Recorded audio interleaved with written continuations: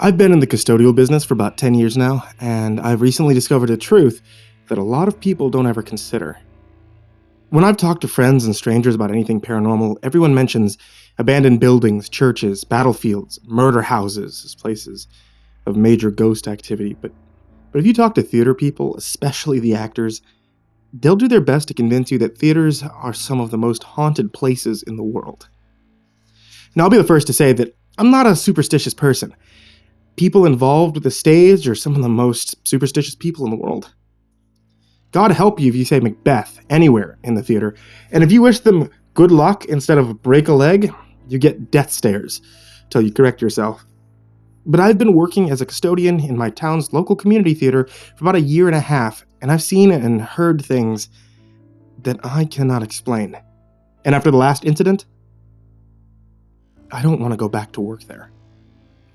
I'm not going to tell you exactly where my town is, or the theater's name, because I really like the owner, and I truly think the shows they put on are great for our community. I don't want this confession here to negatively impact them and force them to close their curtains for good. What I will say is that my town is located in the Rust Belt, and that should be enough. The building the theater is in has a bit of a backstory. It was originally built as an assembly plant during the 40s. In the 60s, it was bought and turned into a theater. Well, a performance space, are the exact words the owners told me when they first hired me. In the 70s, it was swept up again in industry and became an assembly plant again until the mid-80s, where it closed and was abandoned for a long time. The current owners, a gay couple from New York named Paul and Joseph, bought it 5 years ago and had it up and running as a theater again in 3 years. Paul and Joe are not spring chickens, and luckily for them, their opening year was an astounding success, and they had funds available for hiring a part-time custodian. At the time, I wasn't working. You see, I had been a custodian at a large high school, and let's say that there are a large percentage of the student body that were far worse than mean-spirited. A harmless prank from a group that was known delinquents that should have been expelled a long time ago ended up breaking my left leg in a few places.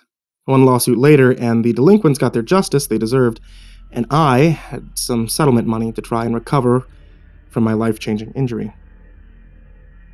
Sorry, I get off topic. Anyway, I wasn't working at the time when I saw in the local newspaper that the new theater in town was looking for a part-time janitor. Growing up, I'd always had an appreciation for the theater. I sucked at acting, and I wasn't creative enough to be a designer or anything like that, but in middle and high school, they were always looking for stagehands to help, and I'd always volunteered. Having sat on my butt for a good 10 months, I decided to get my act together and offer my services. Paul and Joe were ecstatic to have me on board. Even when I told them I wasn't the fastest at moving due to my bad leg, they didn't mind at all. They told me they were both in their late 60s, so even with a bad leg, I could move faster and clean better than either of them. Pay wasn't much, but I wasn't in it for the money. I was just happy to help out an up-and-coming community venue that gave so much needed entertainment to my town. They gave me a tour of the building, and I could tell instantly I had my work cut out for me. Besides the typical areas a theater has, the box office, the lobby, bathrooms, bank seats, stage, lighting booth, backstage, the dressing rooms, and the green room, or the actor hangout area, the building was large enough to have a ground-level storage space, ground-level workshop for building set pieces and props, and a basement storage area. But I had worked in far worse buildings before, and I felt a sort of pride knowing that soon I'd make this place look immaculate, and some people would be impressed at how clean the seats and bathrooms and lobby were. It would be even cooler if the actors that would perform here in the future commented on how well kept the dressing rooms and green room were. I may be a custodian, but I still have a sense of pride for my workmanship. At the end of the tour, after I had confirmed that I'd be able to do all the required work necessary, Paul and Joe told me of the history of the place. Besides the basic story I shared with you, they told me the darker side of the place. It turns out that 5 people had died in the building. 2 more had perished in an industry accident during its time as a factory in the 40s. And 2 others were killed in a murder. And 2 others were killed in a murder-suicide when it was, again, a factory in the late 70s. The most disturbing, however, was the one death during its time as a performance space in the 60s. A performance artist, again, I won't give the names as you could pinpoint the theater from it, decided to do an exhibit called Will You Cut Him Down? The piece was supposed to be a challenge to the then modern American squeamishness about death and suicide. The exhibit was supposed to feature the performance artist after he had hanged himself. He had used makeup to make it seem like he'd been hanging there for hours, and the challenge was, would anyone try and cut him down? However, a mistake was made, and the artist ended up hanging himself for real. In the hours that followed the opening of the exhibit, the people that flowed in and out of the place were gawking at his corpse, noting how realistic it looked. It was only discovered he was actually dead when everyone had gone and his assistant tried to tell him he could stop his performance. Needless to say, the place was quickly closed after that. I must admit the story of this performance artist was spooky, but it was no big deal to me. I didn't mind working in a place people had died. I asked them why they brought all this up, and Joe confessed that he and Paul thought the place was haunted. When I asked why they thought that, they simply said they'd felt like they were being watched on some occasions when they were cleaning up after shows, and that the booth, where the murder-suicide had happened, was always cold, no matter how hot it was outside, or even if they put a space heater in there. I laughed, informing them that I didn't believe in ghosts, and even if there somehow were spirits floating around this place, as long as they didn't interfere with my cleaning, they could wail and clank their chains as much as they pleased. So began my time working at the theater. I poured all my energy into making the place shine, and it really showed. The first show of the season started 2 months after I joined, and Paul and Joe passed on to me how the patrons were amazed at how the building had cleaned up. All that time spent mopping, scrubbing, and polishing had really paid off, and my bosses were extremely grateful for all of my hard work. I was given free tickets to every show, and while some of the performances were a little too artsy for my taste, or maybe I'm simply too gauche for their themes and layers and such, there were a few plays like The Tavern by George M. Cohen that I fully enjoyed. The problems began last October, however, after they finished up a run of The Blithe Spirit. After the final performance, the actors, the crew, and everyone else involved in the production decided to meet at our town's fanciest restaurant for a party. They wanted to celebrate the success of the show and a profitable season so far. I was invited to come along, but someone needed to stay behind and get the theater cleaned up, so I respectfully declined, opting to sweep, mop, and vacuum the theater so it would look nice the day after. There was going to be a crew showing up to dismantle the set early next morning. Everything was fine at first. I picked up the trash, I vacuumed the carpeted lobby, banks of seats with no issues. However, when it was time to clean the booth, things got weird. It was cold as usual in there, but I always blame that on weird airflow and poor construction. There are tons of wires in that booth connecting the theater's lights and sound system to the actual lights and speakers, so someone must be very careful when vacuuming not to accidentally unplug something. So I was used to having to turn off and on my vacuum a couple of times in that room to rearrange where it was. That night, when I first turned off my vacuum to move it to a different spot in the room, I heard something. It sounded like whispers. I looked around the room in surprise, but the booth is small and there was obviously no one else in there with me, much less the theater.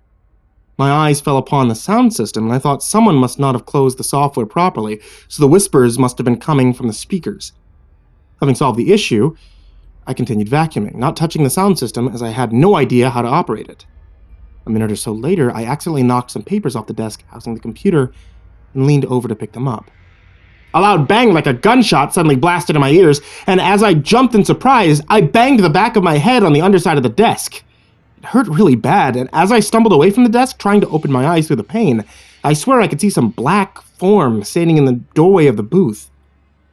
Through squinted eyes, it looked like a floating cloud of blackness just hanging in the air in front of me.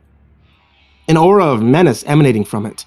When I took a few seconds to compose myself and look back to the doorway, there was nothing there. I later found out on my own that the man who committed the murder in the 70s shot his coworker for sleeping with his wife before turning the gun on himself. Nothing else happened that night, but it seemed that was the dam bursting when it came to spiritual activity. I didn't bother telling anyone else about the incident, but when they began happening more and more, I started keeping a log for both myself and my bosses. There were some of the things that Paul and Joe had felt before, like someone was watching me throughout my cleaning routine across the building.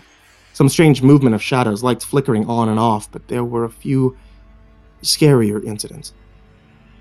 One time, soon after the first incident, I was cleaning up sawdust in the workshop, as it was a major fire hazard, and I was sweeping all the sawdust into a big pile near the center of the room.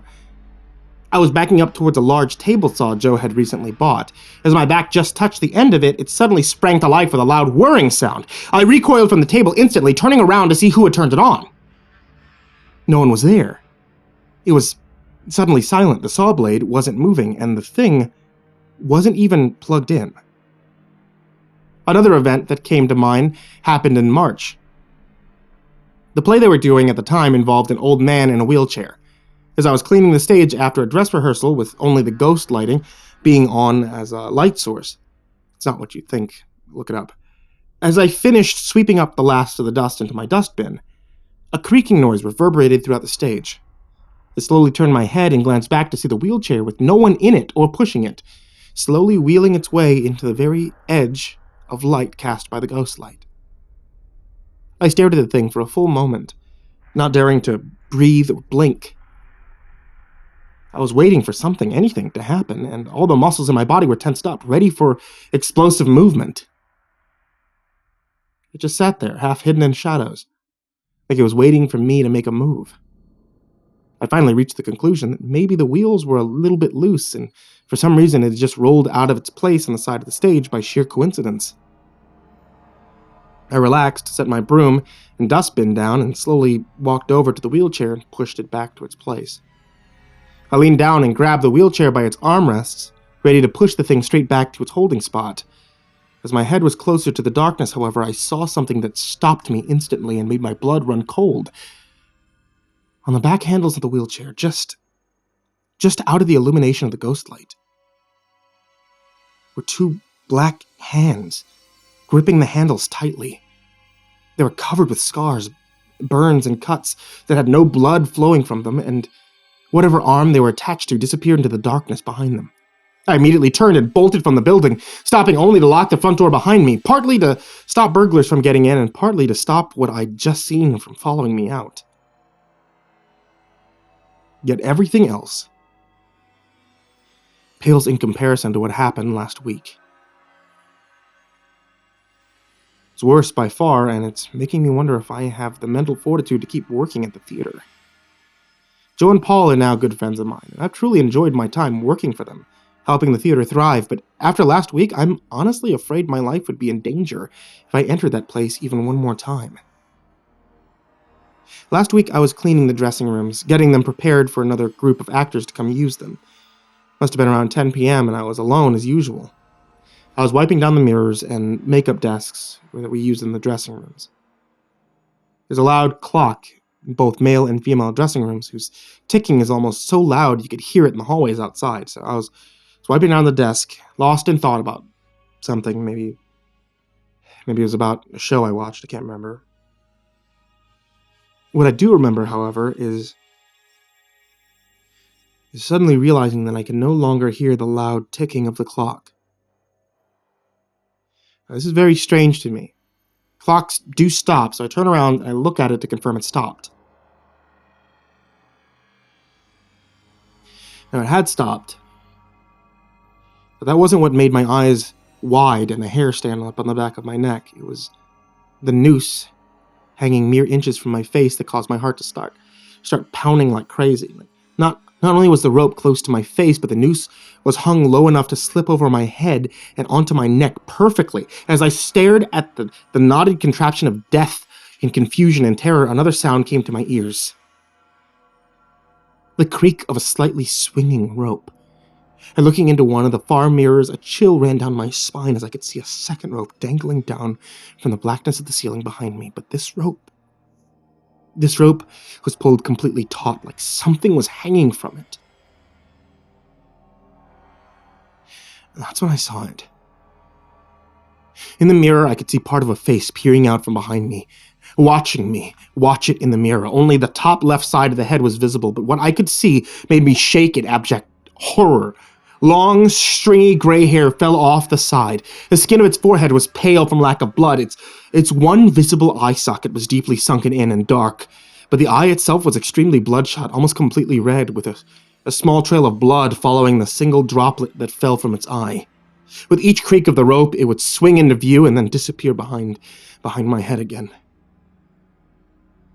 My teeth were chattering by now, and my knees quivered. It was everything I could do to keep myself standing, afraid that if I fell the noose in front of me, it'd be there to catch my neck and lead me to eternity. But my breaking point was the voice that suddenly invaded my ears, audible even over the seemingly deafening creak of the hangman's noose. In a voice no louder than a whisper, straining through vocal cords crushed inside of a long dead throat, I heard, "Will they cut you down?" I screamed, smacking away the dreaded rope in front of me violently and running as fast as I could out of the building, not even caring to lock the front door behind me.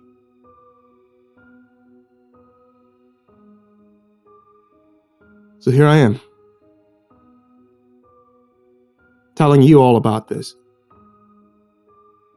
I really don't know what to do. Working for Paul and Joe has been great, and it wouldn't be fair to anyone else they hired to have to deal with whomever or whatever is inhabiting that place. I met Joe and Paul outside the front doors of the theater yesterday to talk in more detail about it. I thought it'd be fine since the sun was shining strongly, but after a few minutes of conversation, I peered through the glass. A quick moment while Paul was talking to me. Past the lobby, through the open doors that led to the darkened theater.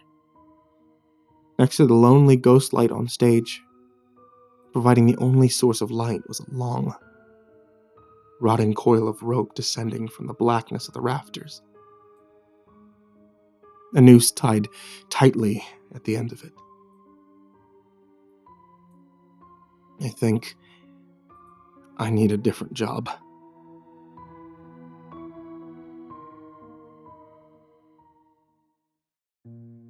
Hey there once again, kids, it's me, MrCreepyPasta, and I just wanted to give you a big thank you for watching tonight's video.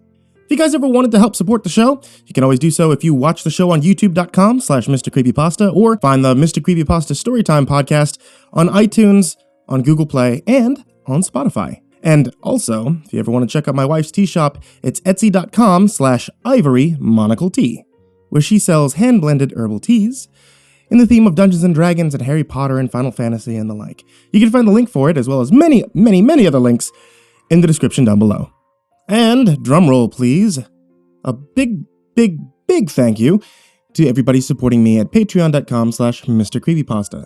People such as Taysia-lynn, Genobaga-Arneho, Daniel Poulsen, Trace Miles, Jordan Alexander Sanchez, Wayne Milstead, Dr. Strawberry, Chompski, Ken Lando Higuchi, Brianna Tine-Janzen, Nicholas Saeid Elyasin, Buddy Burroughs, Stephen Van Huss, Kai Albertson, Goonington, G. Weevil 3, Chance Burnett, Diane Kraus, Asia, Gabrielle the Baca, TheRedOakShieldVirus, Sindee Barney, Titty Connoisseur, really? Titty Connoisseur? Melissa Sweigart, Dante Rowe, Last Blade Song, Cross Rights, The Ginger Bros, Eliminator 86, Andrew Steinberg, Jason Sistma, Holy Realm, and Rafael Rodriguez. Thank you so much to you guys out there on Patreon, to all of you listening to either the podcast or the YouTube show. And that is everything, guys.